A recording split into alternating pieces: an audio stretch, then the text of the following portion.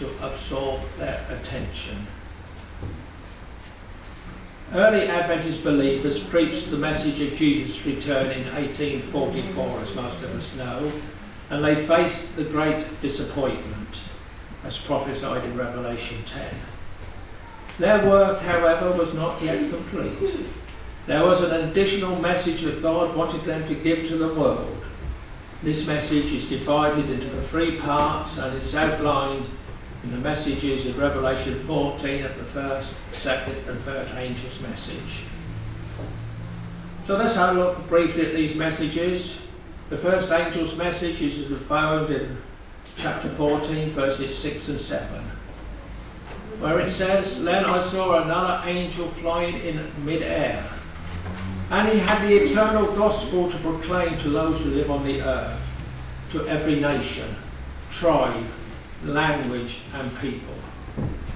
He said in a loud voice, 'Fear God and give him glory, because the hour of his judgment has come.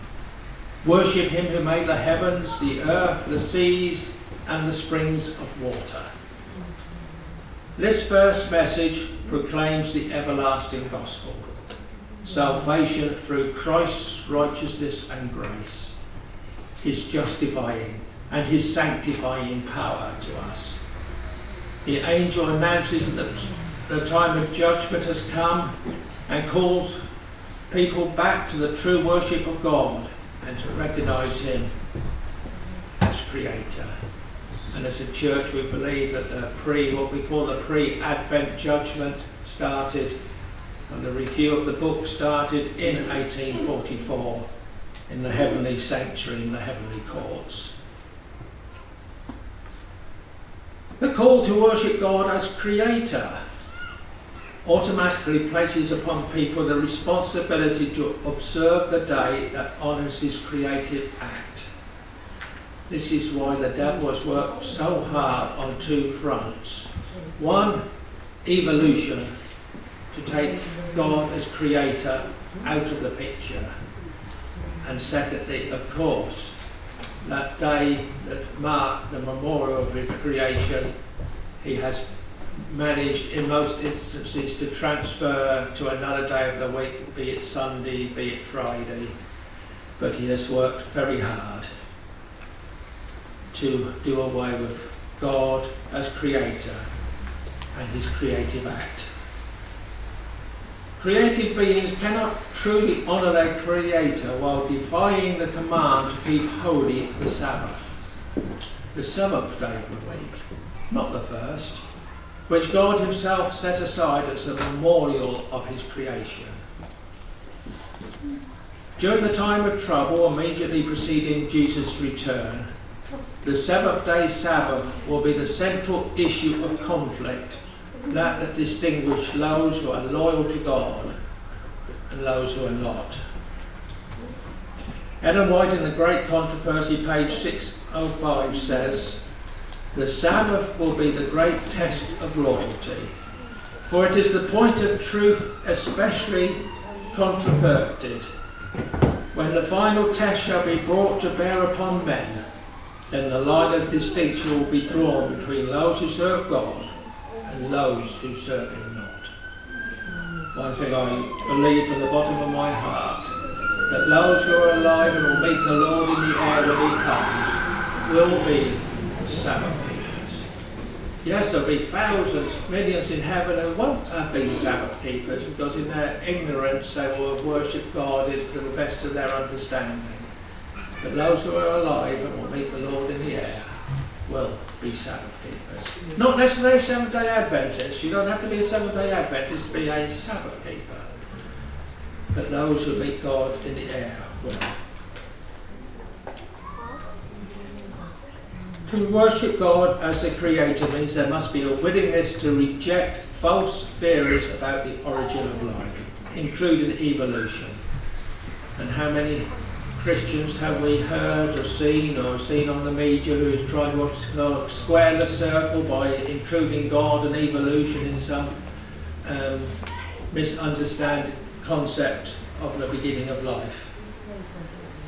It is impossible to believe in evolution while saying that God is creator of heaven and earth and all the life they contain. We must stand firm for God's creation of this world by his word in 6 literal consecutive days of recent origin, capping that week with the same wonderful Sabbath we enjoyed every 7 days. And 6,000 years is recent origin in the concept of evolution that stretches back millions and billions and whatever they try to say. But then we move on to the second angel's message. It's found in verse 8, Revelation 14. And it says, "A second angel followed and said, Fallen, fallen is Babylon the Great, which made all the nations drink the maddening wine of her adulteries." Well, we know full well that the original Babylon fell many years ago and it is still in ruins. Because surprisingly, God said in Scripture it will never be rebuilt. And despite 1 or 2 efforts on part of people who think they are better and know more than God, I understand it still has not been rebuilt. And it never will be. So the second angel message is talking to another aspect of Babylon. The announcement of the fall of Babylon was first presented in the summer of 1844. Because this announcement follows chronologically in the prophecy with the preaching of the judgment, and because the churches to which this message applies were once pure, Babylon here refers to churches that rejected the warning of the judgment. The original Babylon rejected the call of God and were at war with God's people. But Nebuchadnezzar, unlike most of the kings of Judah and Israel, learned to come and accept God as the God of heaven and earth. So when we see about Babylon here, it refers to churches that reject the warning of the judgment. As there was hope for Babylon of old, as Nebuchadnezzar saw the light, so there is for churches that have rejected the warning of judgment. They too, while probation lasts, can, and some, I am sure, will see the light. This second message of Babylon is fallen is repeated again in Revelation 18, 1-4. It says, "After this I saw another angel coming down from heaven. He had great authority, and the earth was illuminated by his splendour.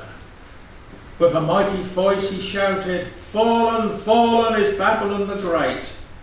She has become a dwelling for demons and a haunt for every impure spirit, a haunt for every unclean bird, a haunt for every unclean and detestable animal.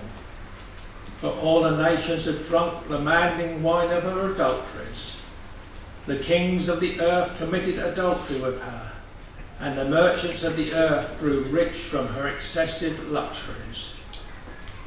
Then I heard another voice from heaven say, 'Come out of her, my people, so that you will not share in her sins, so that you will not receive any of her plagues.'"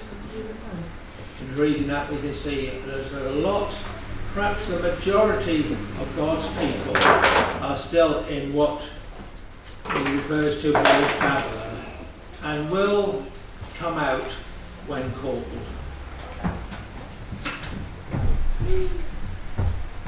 It says God's people are still in Babylon are called out, so they will not be guilty of participating in her sins, and will not receive the plagues that are to be poured out upon her. Therefore Babylon is constituted by churches that teach many of the theological errors passed down through the church of the Middle Ages. Then we come on to the third angel's message. It's found in verses 9-11, where it says, "A third angel followed them and said in a loud voice, 'If anyone worships the beast and its image, and receives its mark on their forehead or on their hand, they too will drink the wine of God's fury, which has been poured full strength into the cup of his wrath. They will be tormented with burning sulphur in the presence of the holy angels and of the Lamb. And the smoke of their torment will rise forever and ever. There will be no rest day or night for those who worship the beast and its image, or for anyone who receives the mark of its name. This contains a clear warning. Don't worship the beast and its image or receive its mark. To do so will result in annihilation, total eternal death. The content of the third message is based on the prophecy of the preceding chapter, Revelation 13. The beast represents the apostate church. The second animal in this chapter, which represents the United States, creates the image of this beast. A definition of this image is your homework for this afternoon. Go to the Great Controversy, page 443, and read and study for yourself. As a church, we are so grateful for the religious freedom guaranteed by so many countries, including the United States. That's why the Adventist Church can operate openly in most of the countries of the world, and in fact it does. According to Bible prophecy, however, the time is coming when our religious freedom will be reduced and churches will so control the government that the government will pass laws that will fulfill the wishes of the apostate churches. The mark of the beast. The observance of a day other than the seventh-day Sabbath is an institution that clearly sets forth the authority of the beast. One world church boldly boasts that it has changed the seventh-day Sabbath instituted at creation from Saturday to Sunday. Other churches indicate that they worship on Sunday as a memorial of Christ's resurrection. Neither assertion, as we know, is found in Scripture. As a result, the recognition due the Creator has, in most instances, been removed. Apostate